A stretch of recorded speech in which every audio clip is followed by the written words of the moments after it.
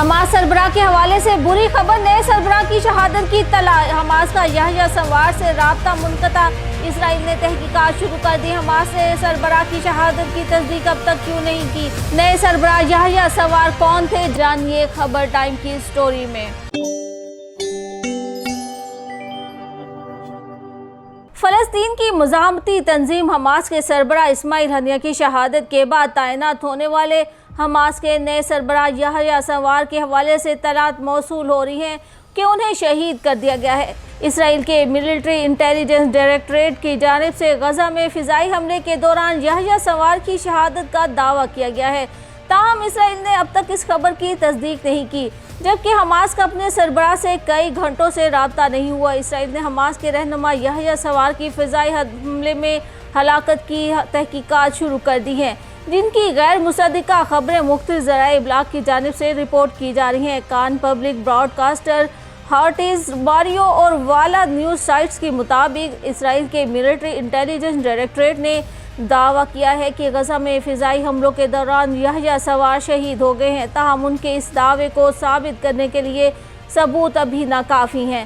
خود اسرائیلی فوج اور انٹیلیجنس سروسز بھی اس دعوے کی تحقیقات کر رہی ہیں۔ اسرائیلی فوج اور حکام یحییٰ سنوار پر 7 اکتوبر کو اسرائیل پر ہونے والے حملے کا ماسٹر مائنڈ ہونے کا الزام عائد کرتے رہے ہیں۔ غیر ملکی میڈیا نے اپنی رپورٹس میں دعویٰ کیا ہے کہ حماس رہنماؤں کا گزشتہ کئی گھنٹوں سے یحییٰ سنوار سے کوئی رابطہ نہیں ہوا۔ اسرائیلی انٹیلیجنس بیٹ کے ذرائع کے مطابق انہیں شبہ ہے کہ یحییٰ سنوار اب بھی زندہ ہے۔ یحییٰ سنوار غزہ میں حماس کے سرنگوں میں چھپے ہوئے ہیں، انہوں نے ریڈار سے دور جانے کا انتخاب کیا ہے اور وہ پہلے بھی ایسا کر چکے ہیں۔ اسرائیلی فوج کا کہنا ہے کہ ہمارے پاس اس معاملے کی تصدیق یا تردید کرنے کے لیے کوئی معلومات نہیں ہے۔ اسماعیل ہنیہ کی شہادت کے ایک ہفتے بعد حماس نے غزہ کی پٹی کے لیے یحییٰ سنوار کو اپنا نیا سیاسی سربراہ نامزد کیا تھا۔ حماس کی جانب سے جاری بیان میں کہا گیا ہے کہ اسلامی مزاحمتی تحریک حماس نے اپنے سیاسی بیورو کے سربراہ کے طور پر یحییٰ سنوار کے انتخاب کا اعلان کیا۔ فلسطین کی مزاحمتی تنظیم حماس کی جانب سے گزشتہ سال 7 اکتوبر کو اسرائیل میں کیے جانے والے حملوں کے بعد اسرائیلی فوج نے حماس کے سینئر کارکنوں کے خلاف کئی مہلک حملے کیے۔ اسرائیل کی جانب سے 31 جولائی کو حماس کے سربراہ اسماعیل ہنیہ کو ایران میں قاتلانہ حملے میں شہید کیا گیا تھا۔ وہ ایران کے نئے صدر مسعود پزشکیان کی حلف برداری کی تقریب میں شرکت کے لیے ایران میں موجود تھے۔ حماس کے رہنما اسماعیل ہنیہ کی تہران میں رہائش گاہ کو مقامی وقت کے مطابق رات 2 بجے کے قریب ایک گائیڈڈ میزائل کے ذریعے نشانہ بنایا گیا۔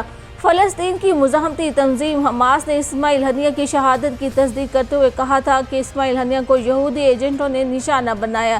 یہ حملہ بزدلانہ کارروائی ہے جس کا بدلہ لیں گے۔ مگر اب اسرائیل کی جانب سے لبنان میں حزب اللہ اور شہریوں کے پیجر اور موبائل فونز میں ہونے والی جدید ٹیکنالوجی کے دھماکوں نے ایک نیا پنڈورا باکس کھول دیا ہے۔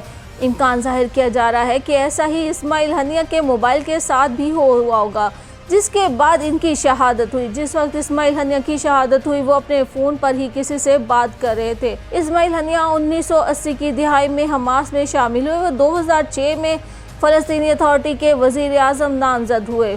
فلسطین کے سابق وزیر اعظم اسماعیل ہنیہ حماس کے سیاسی سربراہ اور حماس کے پولیٹیکل بیورو کے چیئرمین تھے۔ 2017 میں انہیں خالد مشعل کی جگہ حماس کا سیاسی سربراہ مقرر کیا گیا۔ اسماعیل ہنیہ قطر کے دارالحکومت دوحہ میں رہائش پذیر تھے، جس کی وجہ سے وہ غزہ کی ناکہ بندی کے دوران سفری پابندیوں سے محفوظ تھے۔ یہی وجہ ہے کہ وہ غزہ میں جنگ بندی سے متعلق مذاکرات میں اہم کردار ادا کر رہے تھے، جبکہ وہ حماس کے اتحادی ایران سے بھی بات چیت کر رہے تھے۔ جبکہ ان کے بعد تعینات ہونے والے حماس رہنما کے بارے میں بھی یہ خبر پھیل گئی ہے کہ ان کی شہادت ہو چکی ہے۔ 19 اکتوبر 1962 کو خان یونس کے ایک کیمپ میں آنکھ کھولنے والے یحییٰ ابراہیم حسن سنوار نے ابتدائی تعلیم خان یونس کے اسکول میں ہی حاصل کی اور پھر غزہ کی اسلامک یونیورسٹی سے عربی میں بیچلر کی ڈگری حاصل کی۔ انہوں نے 5 سال تک یونیورسٹیوں کی اسٹوڈنٹ کونسل میں خدمات انجام دی اور پھر کونسل کے چیئرمین اور وائس چیئرمین بھی رہے۔ یحییٰ سنوار کی شادی میں تاخیر کی بڑی وجہ ان کی مسلح جدوجہد اور طویل گرفتاری رہی اور پھر 2011 میں شالد ڈیل کے تحت اسرائیلی جیل سے رہائی پانے کے بعد غزہ کی ایک مسجد میں ان کے نکاح کی تقریب منعقد ہوئی اور پھر یحییٰ کا شمار حماس کی مزاحمتی تنظیم کے سرکردہ رہنماؤں میں ہونے لگا۔ یحییٰ سنوار کو حماس کے سیاسی ونگ اور عزی الدین القسام بریگیڈ کی لیڈرشپ کے درمیان روابط قائم کرنے کا ٹاسک سونپا گیا، اور پھر 2014 میں اسرائیلی جارحیت کے اختتام پر انہوں نے حماس کے فیلڈ کمانڈر کی کارکردگی کا تفصیلی جائزہ لینے کے لیے تحقیقات کروائیں، جس کے نتیجے میں حماس کے کئی بڑے رہنماؤں کو عہدے سے بھی ہٹایا گیا۔ ستمبر 2015 میں امریکن القسام بریگیڈ کے کمانڈر ان چیف محمد الضعیف اور سیاسی ونگ کے رہنما راہب مشتبہ سمیت یحییٰ سنوار کا نام بین الاقوامی دہشت گردوں کی بلیک لسٹ میں شامل کر دیا تھا۔ 13 فروری 2017 کو یحییٰ سنوار اسماعیل ہنیہ کی جگہ غزہ پٹی میں حماس کے سیاسی ونگ کے سربراہ منتخب ہوئے۔ انہوں نے خلیل الحیہ کو اپنا نائب مقرر کیا اور پھر یحییٰ سنوار کو پارٹی انتخابات کے ذریعے غزہ پٹی میں حماس کا سربراہ مقرر کر دیا گیا۔ اسماعیل ہنیہ کو خالد مشعل کا جانشین بنا دیا گیا۔ یحییٰ سنوار کے حماس میں آنے سے فلسطینی مزاحمتی تنظیم کے سیاسی اور عسکری ونگ میں اندرونی رسہ کشی بھی ختم ہو گئی، اور حماس کی پالیسی کو غزہ کے چیلنجز کو مد نظر رکھتے ہوئے دوبارہ سے وضع کیا گیا۔ یحییٰ سنوار کا انتخاب واضح اشارہ ہے کہ گزشتہ لیڈرشپ کی نسبت حماس کی موجودہ لیڈرشپ کی سیاسی اور عسکری سرگرمیوں کا مرکز اور محور غزہ ہوگا۔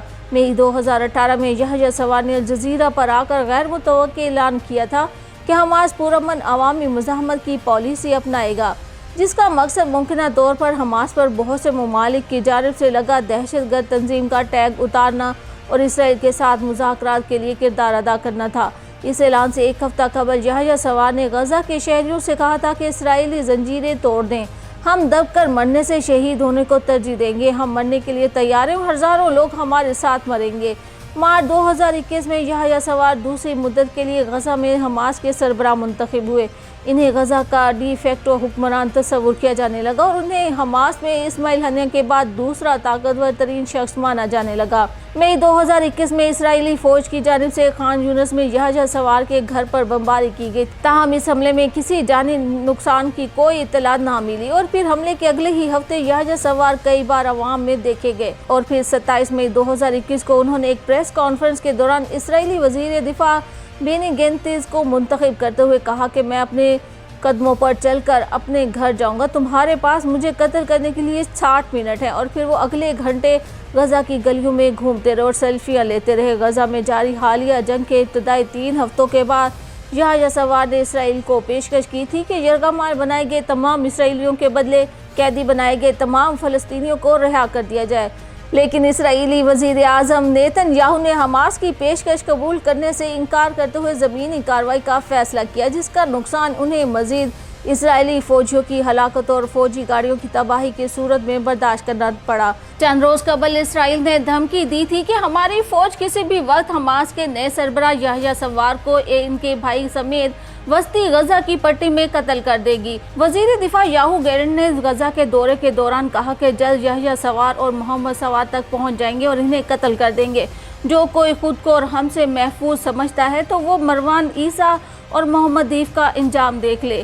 ان دونوں نے بھی یہ سوچا تھا کہ وہ بچ جائیں گے، لیکن وہ آج دنیا میں موجود نہیں ہیں۔ ان دونوں نے ایک غلطی کی تھی اور اپنی غلطی کی وجہ سے ہماری گرفت میں آئے تھے، اور اب حماس سربراہ یحییٰ سنوار بھی کوئی نہ کوئی غلطی کریں گے جس سے وہ ہماری رینج میں آ جائیں گے۔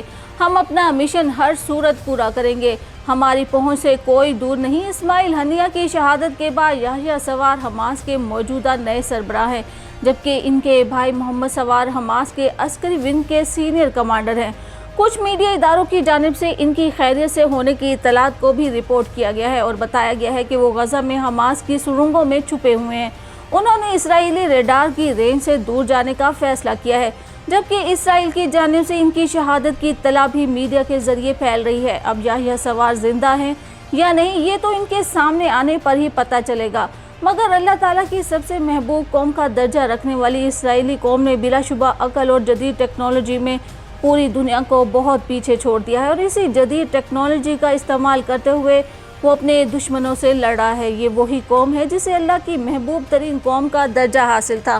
تاریخ اور قرآن پاک میں بھی اس قوم پر من و سلوہ اترنے کا ذکر کیا گیا ہے، مگر اپنی ناشکری کے سبب انہوں نے اللہ تعالیٰ کے غضب کو آواز دی تھی۔ مگر یہ کہنے میں بھی کوئی عار نہیں کہ اس وقت حزب اللہ اور حماس کو جس قوم سے جنگ کا سامنا ہے وہ شاطر پن کی انتہا تک چالاک ہے۔ اب لبنان پر اسرائیلی حملوں کے بعد تمام امت مسلمہ کو اکٹھا ہو کر اس کا مقابلہ کرنے اور اسے لگام ڈالنے کی ضرورت ہے، ورنہ پہلے غزہ کے معصوم شہریوں کی نسل کشی کے بعد اب اسرائیل لبنان کی طرف رخ موڑ چکا ہے، اور اس کے بعد ہو سکتا ہے ایران کی باری ہو اور ایک ایک کر کے تمام مسلم ممالک پر یہ قبضہ کرنے کے خواب دیکھتا رہے، جس کے لیے سب کو مل کر فیصلہ کرنا چاہیے اور غزہ اور لبنان کو سپورٹ کرنا چاہیے۔